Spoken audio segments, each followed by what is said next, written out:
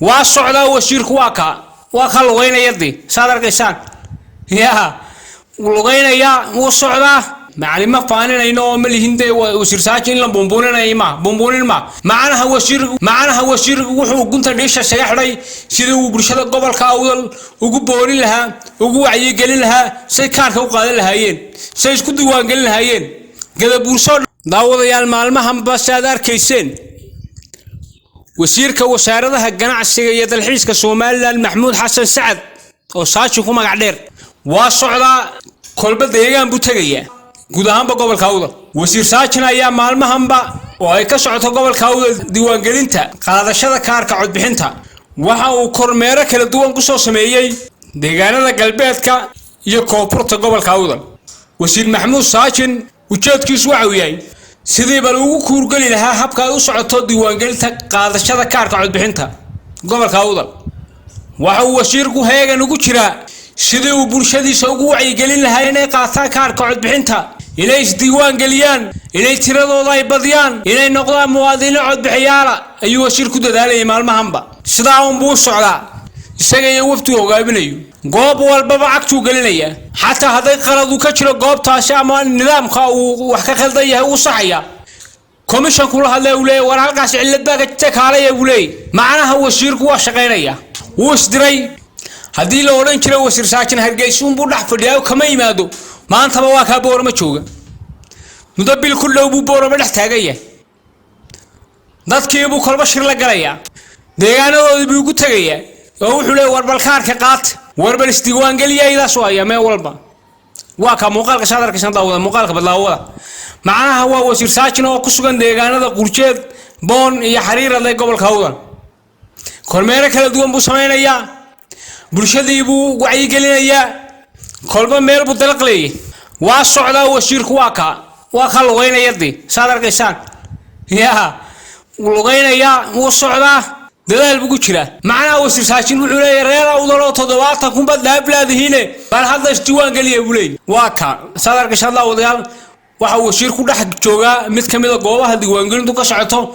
deegaanka qurjeed deegaanka boon deegaanka xariirad ee gobolka awdal maalin dhaweydna waxa uu tagay deegaan garbahaad lagu magacaabo oo gobolka awdal ku taala deegaanka waliba koonfurta gobolka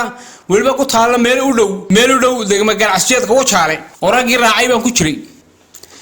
يعني وشيركو aad buu dadaalaya macalima faaninayno oo malihinde wasiir saajin la boomboonin ma macnaha wasiirku wuxuu gunta dheesha sayaxday sidii uu bulshada gobolka awdal ugu boori lahaa ugu wacyigelin lahaa say kaarka u qaadan lahaayeen say isku diiwaan gelin lahaayeen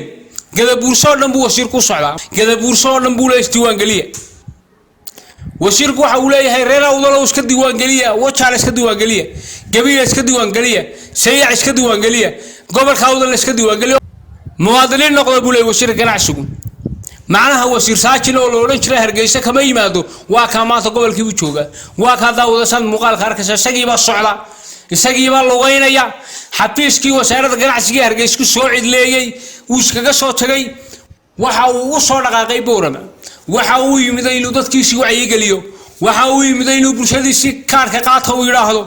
waxa uu wasiirku maanta يعني utabaxaytay inuu bulshadiisa wacyigeliyo wasiirkii gobolada galbeedku halkaas maraya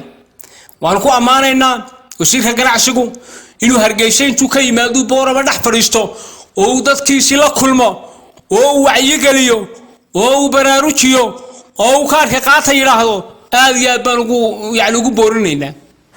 wasiir hawl qaran baad wadaabaan ku leeyahay aad iyo aad baad u maashantahay inaad bulshada la dareen noqoto adeer ma aha inaad boorama intaas ka fadhido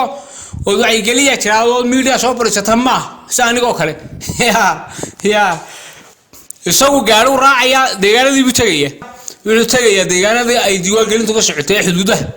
cunaqabad buu tagay deegaanka cunaqabad ee galbeedka boorama buu tagay warila quljeed buu soo maray oo boom buu soo maray oo xariirad buu soo maray garbahaarad buu soo maray dila ayuu soo maray macnaha hadda wasiirku waa shaqaynaya waxa uu hadda gunta dheesha saga xidhay sidii uu bulshadiisa taako wacyigelin yani itusoo taabsiye wasiirka ganacsigu saajin هذا الشغل يسوى وين إنه أفكي سكولا هذول هذا كارك قاطع وحكوا عكت فعل كيف كحجي معسمي واك هذا دجاج ذي بتجيه يعني سفر بو قال يابا اسقيبا ديغانada gaadhayba maxaa uu shaqeynaya shaqadii uu qabanaya waadiga muuqaalada wadarkiisa wasiir ku socon kuleena hawsha ku soco ila sayla inaad gaadhaan rojeelina oo lugu haya gaadhaan ku rojeelina insha Allah taala saad yani bulshada ugu wacyi geliso inay kaarka qaataan oo diiwaan galiyaan ku socon kuleena wasiir hawl qaran bad wada hawl qaran ayad wada waan kugu adkeenaynaa inaad hawshaas halkaas ka sii labin laabto ka daawdan muuqaalkan hadda arkaysan wax weey ووسيل محمود حسن سعد ساكن يوفتي هجامينيو وقارين ديجانا قلبيتك قبل كاودل ديجانا بون قلشيد حريرة وفتي واحد كاملة برسها في قبل كاودل رمتي أبي وداريان يعني وسيل كيبس قلب تاجين رمتي أبي وماسين يعني وعي قل تقيب قطعي معاه وسيل كلا عدلية ما وين القلب استاجد دي والله قاعد مقضى ومركو هلا بعد كذا واحد عشان صار ورده ورمتي قاعد كارك marka wasiir waxaan kulan hawsha wad waxa xafiiska wasaaradda ganacsiga uga soo tagtay Hargeysa ee Booramo u timiday waa bulshadaadu inay noqoto dad isdiiwaan galiya bulshadaadu inay noqoto kuwa qaarka qaata macnaha bulshadaada ayaa la dareentay wasiir waan ku arkaynaa waan kula soconaa hadiyad maashantii daawadayaal muuqaalka la gareeya shir gareeya walaakiin nuux kadib Booramo ka soo adeeyay wassalaamu calaykum warahmatullaahi wabarakaatuh